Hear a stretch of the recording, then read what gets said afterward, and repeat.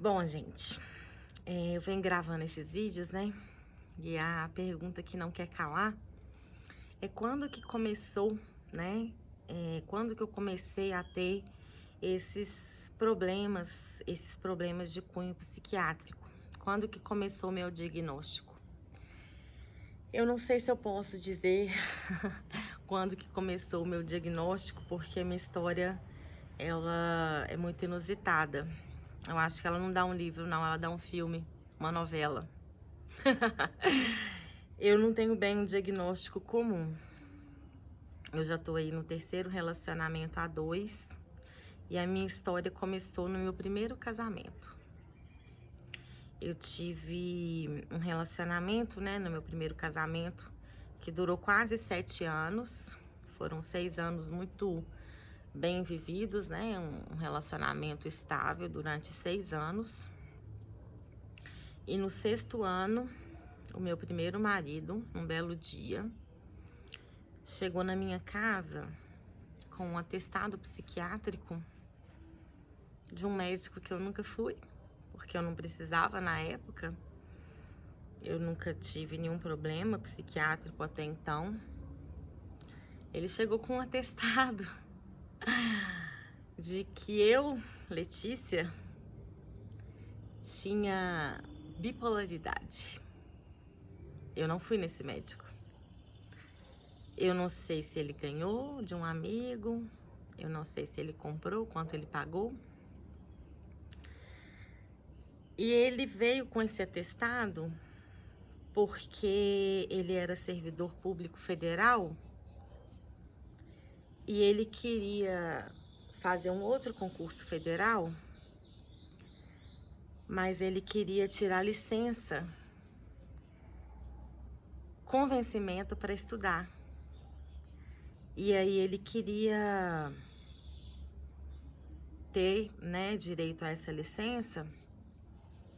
E aí para isso ele tinha que acompanhar a esposa dele, que no caso tinha bipolaridade e era incapaz. Então ele queria uma licença, né, com vencimento, no caso uma licença falsa, para acompanhar a esposa. Então a esposa, no caso, que era eu, não podia ter rede social, não podia ser conhecida pelos amigos dele do trabalho. Eu tinha que ter uma vida secreta. E aquilo me machucou demais, né? Aquilo feriu demais o meu ego. E parece que quando a gente tá naquela situação, né, isso é um abuso psicológico, a gente não tem noção, né? Não tô me fazendo de vítima, mas eu era muito nova, eu não tinha noção daquela situação. Eu não tinha noção de quão grave era aquilo. E assim, eu fiquei chocada e ao mesmo tempo eu fiquei sem reação. E ele tirou a licença, né? Ele ficou estudando em casa. E eu continuei trabalhando, né? Eu trabalhava no Santo Agostinho, eu trabalhava no Bernoulli. E os planos dele, eles foram ficando cada vez mais mirabolantes, assim, né? Não bastasse esse atestado, ele, aos poucos, ele foi me manipulando cada vez mais, né? E ele pediu que eu fizesse um concurso federal, para que quando ele passasse no tal concurso que ele queria, eu ajudasse na remoção dele. E é aí que começa a minha história no IF, né? Eu comecei a fazer concursos para o IF. Eu passei em 4 concursos no IF. E eu assumi o que foi mais perto na época, que era o IF Congonhas. E nesse meio tempo, né, eu trabalhava muito. E assim, eu achava que eu nunca ia ser chamada no IF, porque eu não tinha nem mestrado, eu tava cursando mestrado. Eu fui lendo tudo sobre bipolaridade, porque aquilo me feriu, sabe? Aquilo eu fiquei muito incomodada e eu comecei a ler tudo. Eu comecei a ler artigos, eu comprei livros que falavam sobre bipolaridade, né? Livros até de medicina.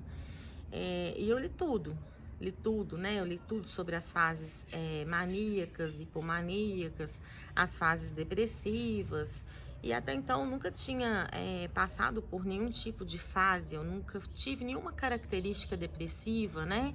Assim como na minha família tinham casos semelhantes, a minha mãe, ela tem um processo depressivo crônico, mas ela faz tratamento e na maior parte das vezes ela fica estável. E a história foi acontecendo e eu continuei dando aula, e o meu maior sonho sempre foi ser professora de pré-vestibular e colégio. Eu nunca quis entrar na carreira pública federal.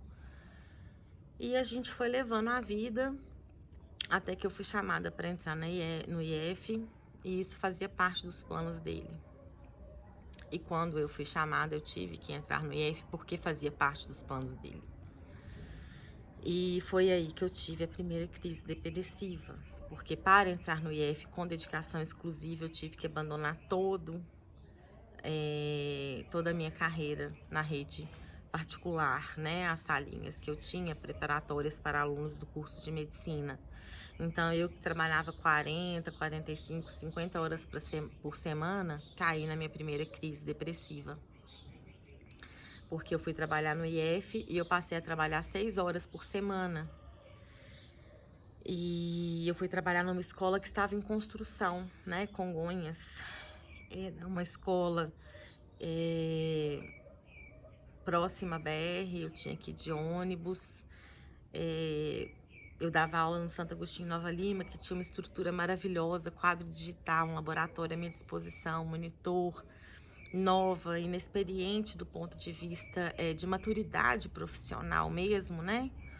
Então, eu fiquei muito deprimida, né? Eu cheguei a comentar no outro vídeo, pesando em média 46, 47 quilos, e ele não deixava eu ir no psiquiatra. Até que eu perco a força nas pernas, e a minha mãe me conduz a um psiquiatra que não funciona e me leva em outro, em outro, em outro, em outro, em outro.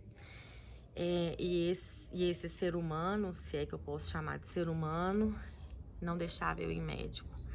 E a minha mãe me leva escondido e eu vou sendo conduzida em vários médicos até que eu chego em um médico que me apresenta um livro chamado Mentes Perigosas, que é de uma médica psiquiatra que descreve a mente de um psicopata.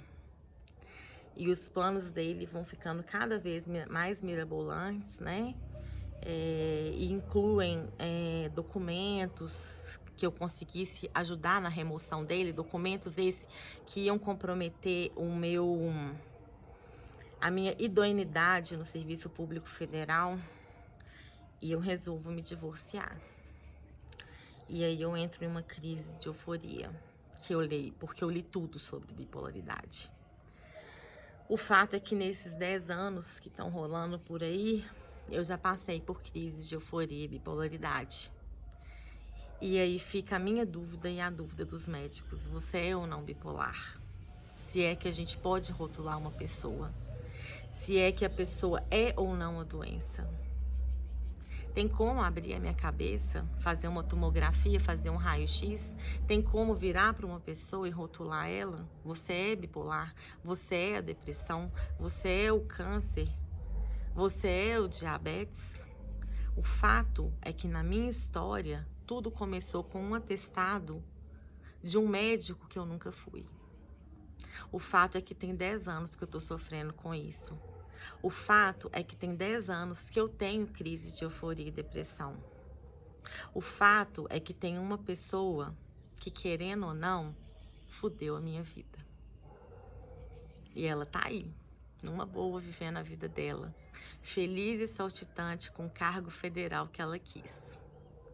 E eu tô aqui, sofrendo, inchada, um dia com 10 quilos a mais, um dia com 10 quilos a menos, um dia com 20 quilos a mais, gastando horrores com uma consulta médica, às vezes gastando R$ 600 com remédio, às vezes vomitando, às vezes tirando 6 meses de licença, hoje não podendo mais tirar licença, sendo rotulada, tendo colegas de trabalho, né, que viram para outros colegas e falam: qualquer dia ela não vai dar conta mais. É mãe de aluno, às vezes, criticando, né? Eu já tive mãe de aluno que entrou com processo no Ministério Público porque eu dei uma lista de exercícios na aula com gabarito. No primeiro dia que eu voltei a dar aula, depois que a minha filha morreu, eu fui arrastada. Eu não tinha condição de dar outra coisa.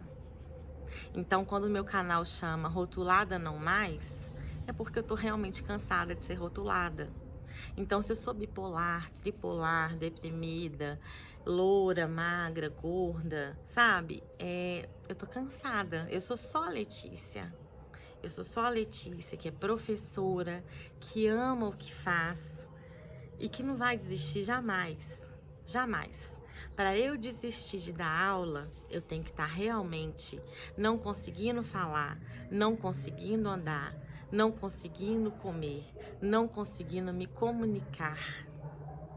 E com tudo isso, eu nunca expus o nome dessas pessoas. Eu nunca entrei na justiça para poder prejudicar essas pessoas.